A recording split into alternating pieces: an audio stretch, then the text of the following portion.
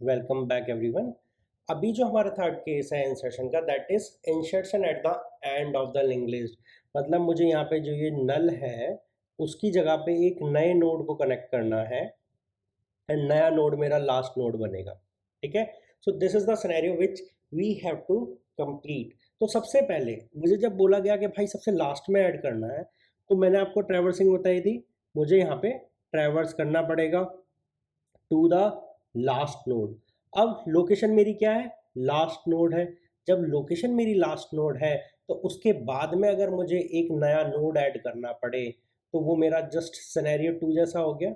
बस यहाँ पे कुछ हैंडलिंग मुझे थोड़ी स्पेशल करनी पड़ेगी। ठीक है, तो सबसे पहला जो यहाँ पे इशू है that is identification of last node. ठीक है, that is our location.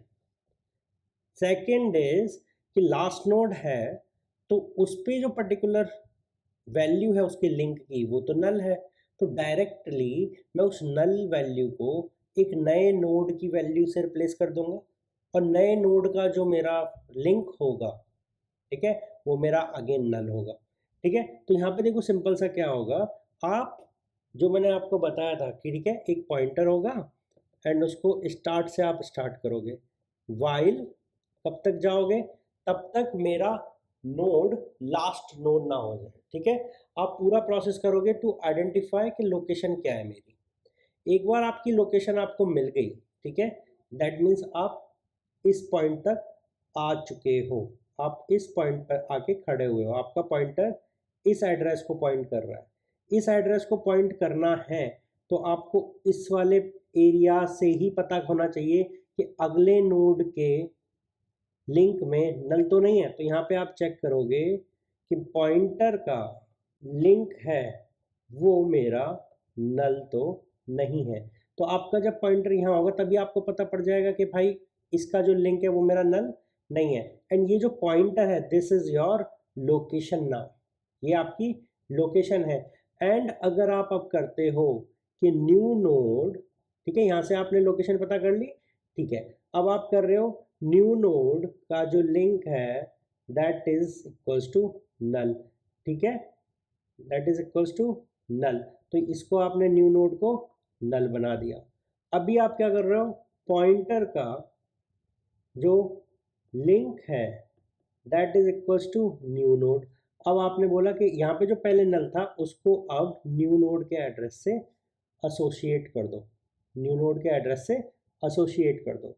Now आप पहले या बाद में जब भी आप न्यू नोड बना लो उस टाइम पे उसके डेटा में आप पर्टिकुलर आइटम की वैल्यू डाल देना, जो भी आप आइटम ऊपर से पास हो रहा है। तो यहाँ पे जो भी इंसर्ट